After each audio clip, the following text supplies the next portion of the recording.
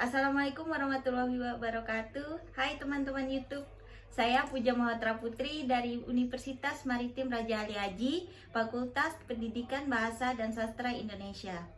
Di sini saya akan menjelaskan pengetahuan saya tentang kaitannya otak manusia dalam berbahasa. Langsung saja.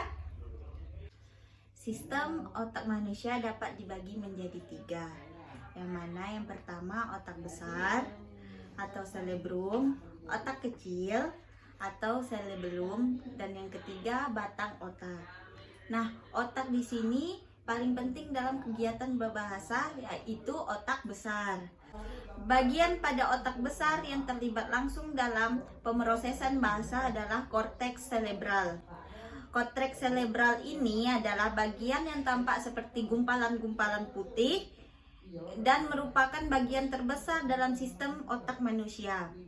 Bagian ini mengatur atau mengelola proses kognitif pada manusia, dan salah satunya tentu saja adalah bahasa. Menurut Sarmamo Markham, bahasa dalam pengertian sempitnya itu adalah sarana komunikasi antar individu yang diucapkan. Dalam pengertian luasnya, bahasa ialah sarana komunikasi antar individu yang pada umumnya mencangkup tulisan, isyarat, dan kode-kode lainnya. Nah, bahasa merupakan bagian penting pada proses-proses kognitif. Sulit membayangkan bagaimana sebuah peradaban tanpa adanya bahasa. Bahasa merupakan sistem kognitif manusia yang unik, dapat dimanipulasi oleh manusia untuk menghasilkan sejumlah kalimat bahasa linguistik yang tidak terbatas jumlahnya, sehingga pada akhirnya dipakai manusia sebagai alat komunikasi dan mengakumulasi ilmu pengetahuan. Nah, dalam tinjauan psikolinguistik hubungan antara bahasa dan otak, beberapa ahli mencoba memaparkan bentuk hubungan antara bahasa dan pikiran, atau dalam kajian yang lebih sempit terkait bagaimana bahasa mempengaruhi pikiran manusia. Mungkin di saat komunikasi, setiap manusia mempunyai respon dan ekspresi berbeda setiap kata atau ujaran yang dilontarkan. Sehingga bisa dikatakan bahwa bahasa mempengaruhi jiwa dan mental manusia selaku penutur maupun pendengarnya. Pada hakikatnya, dalam kegiatan berkomunikasi terjadi proses memproduksi dan memahami ujaran.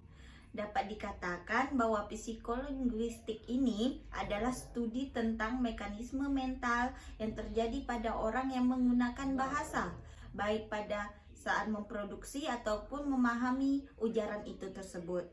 Dengan kata lain, dalam penggunaan bahasa terjadi proses mengubah pikiran menjadi kode dan mengubah kode menjadi pikiran.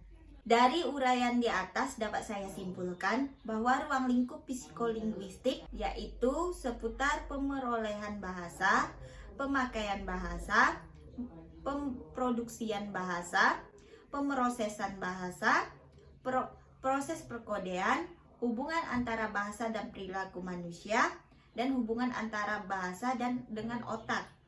Psikolinguistik meliputi pemerolehan atau akuisisi bahasa, hubungan bahasa dengan otak, pengaruh pemerolehan bahasa, dan penguasaan bahasa. Terdapat kecerdasan cara berpikir, hubungan encoding atau proses mengkode dengan decoding atau penafsiran atau pemaknaan kode. Hubungan antara pengetahuan bahasa dengan pemakaian bahasa dan perubahan bahasa itu sendiri.